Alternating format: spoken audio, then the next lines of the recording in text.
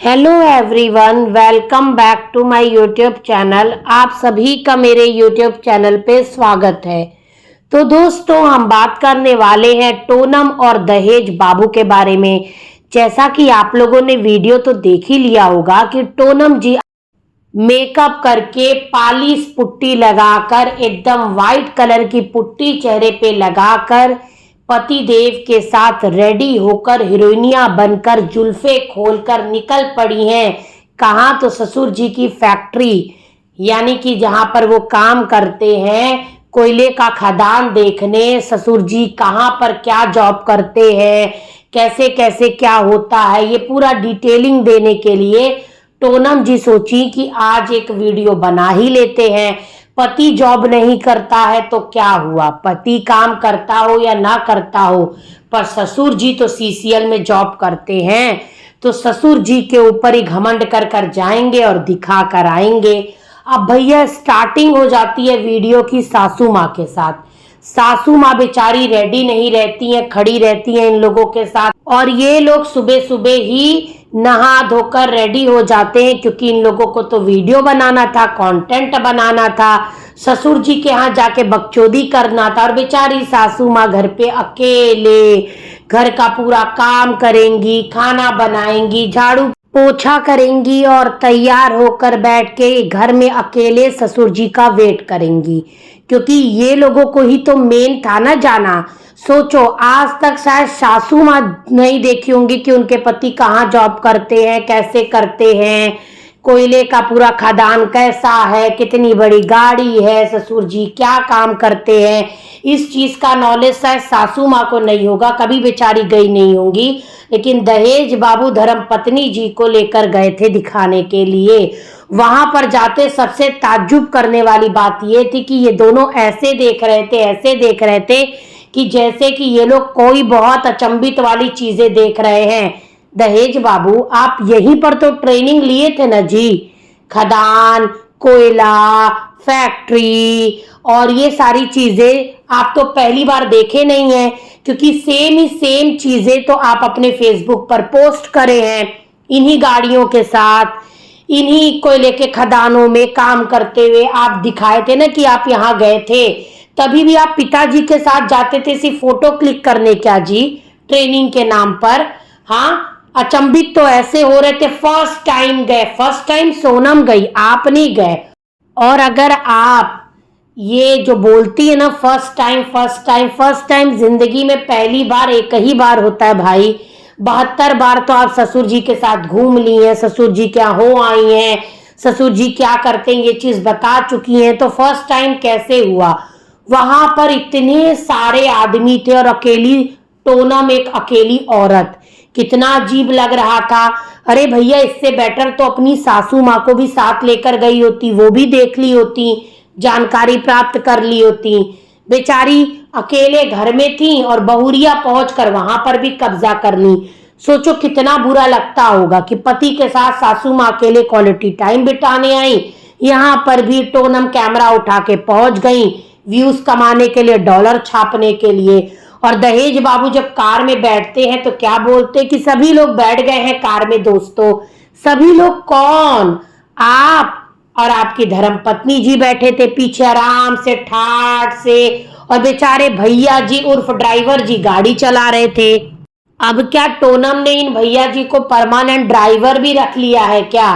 क्योंकि लग तो ऐसा ही रहा है कि जब ये भैया जी साथ रहते तो यही ड्राइवर और यही कैमरामैन भी बन जाते हैं, क्योंकि अब ये भी काम करने जाते दिख नहीं रहे। पहले तो भाई कहीं ट्रक ड्राइवरी का काम करते थे, लेकिन लग रहा है कि ये भी काम धंधा छोड़कर यहीं चले आए हैं इतनी बड़की यूट्यूबराइन के ड्राइवर बनने के लिए। दहेज बाबू, थोड़ा मनीष बाबू को देख के शर्म तो कीजिए। देखिए कितने फर्राटे के साथ गाड़ी चलाते हैं। आपका छोटा साला वो गाड़ी चलाना जानता है भाई, आपको लज्जा नहीं आ रही है? हाँ, पिताजी इतनी बड़ी वाली गाड़ी चला रहे हैं और बेटा जी ये तू सी गाड़ी नहीं चला पा रहे हैं। हाँ, टोनम बोलती क्या है, बाप रे बाप कितनी बड़की वाली गाड़ी है, बाप रे बाप इसका टायर कितना बड़ा है। दहेज बाबू बोलते इंसान के बड़ा तो टायर है, तो ऑब्वियस सी बात है ऐसा ही रहता है सब चीज।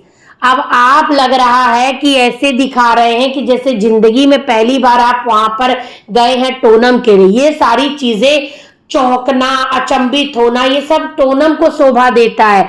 वो बेचारी फर्स्ट टाइम देखी होगी, आप तो यहीं पर ट्रेनिंग लिए थे ना।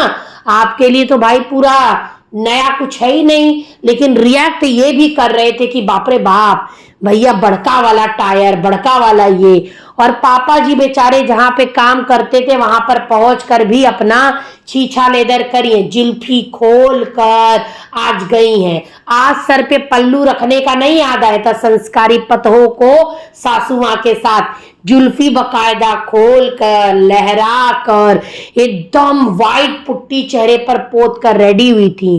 टोनम, एक बात बताते हैं, अच्छे ब्रांड का मेकअप लो, अपने स्किन टोन के हिसाब का लो, थोड़ा बाल को स्ट्रेट कर लो, स्ट्रेटनर आता है घर में रख लो, यूज करो उसे, प्लस क्लचर बाल में लगा लो, अच्छे से हेयर स्टाइल बनाओ। अभी यंग हो, ज्यादा एज भी नहीं है यार, तैयार वैयार होने के शौक रखे जाते हैं। अगर हेयर स्टाइल नहीं आती है तो यूट्यूब पर देखो कि क्लिप से, क्लचर से कैसे नई हेयर स्टाइल बनाते हैं। इतने बड़ी यूट्यूबर हो, तुमको देखने वाले लोग देश विदेश से देख रहे हैं, और भाई मेकअप का तुमको एम भी नहीं आता है।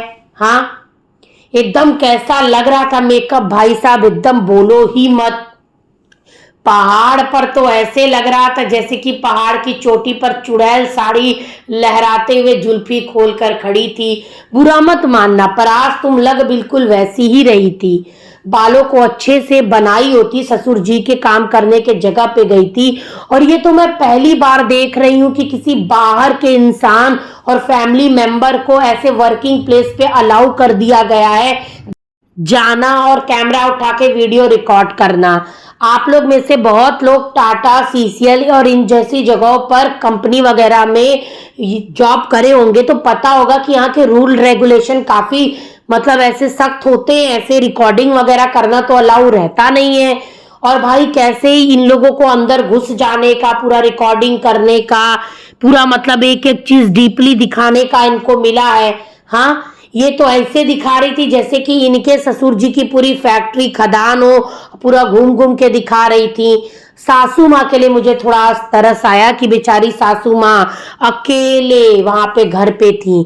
यहाँ बेचारी अकेले, यहाँ पर भी जब उनको रहना था तो इनको गांव ही भेज दो, सासू माँ को तुम ही रहकर ससुर जी को संभाल दी होती। हाँ, बेचारी घर पे क्या चूल्हा चौका करने आई है? अरे गई थी घूमने, कार लेकर आई थी, तो सासू माँ को भी बोलती मम्मी जी रेडी हो जाइए, चलिए पापा जी क्या चल रहे हैं, हम लोग वो करने, आप भी चलिए, देख लीजिएगा, कर लीजिएगा। अच्छा तो तब लगता संस्कारी बहू हो, ये पता तभी लगता ना तुम्हारी हरकतों से। सुनीता को देखो, ठीक ठाक मेकअप करना आ गया, साड़ी भी ढंग का पहनती है भाई, कम से कम यंग लड़कियों जैसी साड़ी पहनती है सुनीता। और ससुराल में अब धीरे धीरे घुल मिल रही है, काम भी बहुत करती है, धान रुपाई वगैरह भी करी। और दूसरी तरफ ये है, इनको देखो, इनको ना मेकअप करना आता है, पास्ता और मैगी का हलवा बना देती हैं, सास को घर पे अकेले छोड़कर मौज कर रही हैं, गजब हाल है इनका।